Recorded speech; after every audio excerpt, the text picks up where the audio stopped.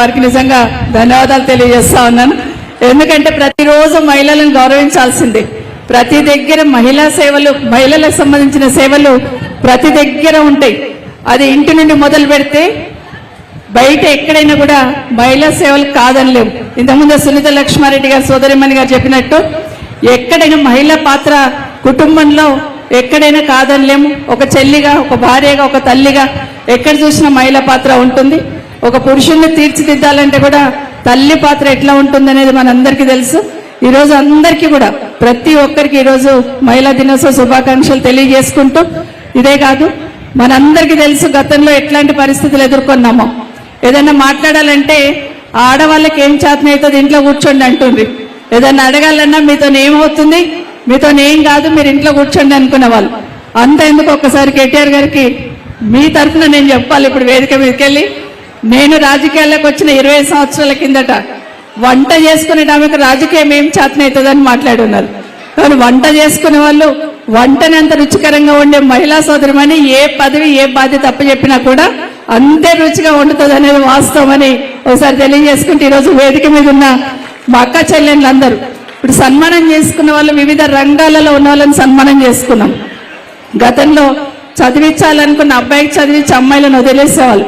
అట్లాంటిది పరిస్థితి అంతా మారిపోయిన సందర్భం చూస్తున్నాం. ఇంకా ఉన్నత శిఖరాలకు అధిరోహించాలని మనస్ఫూర్తిగా కోరుకుంటూ కేసీఆర్ గారికి ముందు ధన్యవాదాలు చెప్పాలి.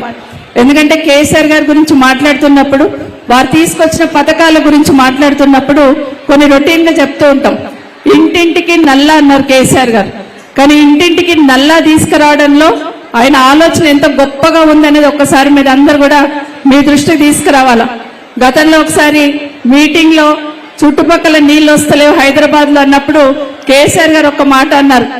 ఆడబిడ్డ బిందె పట్టుకొని బయటకు వస్తే మనం తలోంచుకోవాలి, ఆడబిడ్డ బిందె పట్టుకొని బయటికి రాకుండా ఉండాలంటే ఇంటింటికి నల్లా ఇవ్వాలని చెప్పి ఒక గొప్ప పథకాన్ని తీసుకొచ్చారు. ఒక తండ్రి స్థానంలో ఉండి ఆలోచించున్నారు. నా ఇంటి ఆడబిడ్డ బిందె పట్టుకొని బయటకు వస్తే ఎట్లుంటుందో తెలంగాణ ఆడబిడ్డ కూడా బిందె పట్టుకొని బయటికి రావద్దని ఒక ఆలోచనతోని కేసీఆర్ గారు నిధులకు కూడా లెక్క చేయకుండా పెద్ద ఎత్తున డబ్బులు ఖర్చు పెట్టి ఇంటింటికి నల్లా ద్వారా నీళ్ళు ఇచ్చున్నారో లేదో ఒక్కసారి ఆలోచించండి. ఇంతకుముందు సునీత మాట్లాడుతూ చెప్పినారు కేసీఆర్ గారు కిట్ అన్నారు. కేసీఆర్ గారి కిట్ తీసుకురావడంలో కూడా తండ్రి స్థానంలో ఉండి ఆలోచించారు కేసీఆర్ గారు.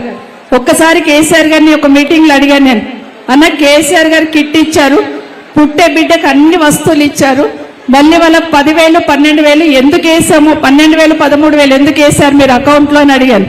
ఒక్క మాట చెప్పారు కేసీఆర్ గారు, అమ్మ అందరు కూడా చాలా మంది పని చేసుకుని బ్రతుకుతూ కడుపు నింపుకుంటూ ఉంటారు. మరి బాలింత డెలివరీ అయిన తర్వాత నెల రోజులు కాగానే కలగక వాళ్ళు పనికి పోమ్మంటారు. ఇంట్లో పచ్చి బాలింత పనికి పోతే అటు బాలింత తల్లికి ఇబ్బంది, పిల్లకి ఇబ్బంది. 3 నెలలు ఇంట్లో ఉండాలంటే 10-12,000 వాళ్ళ అకౌంట్లో ఉండాలని చెప్పారు. అదే కేసీఆర్ గారి ఆలోచన అని మీకు అందరికి మనవి చేస్తా ఉన్నాను.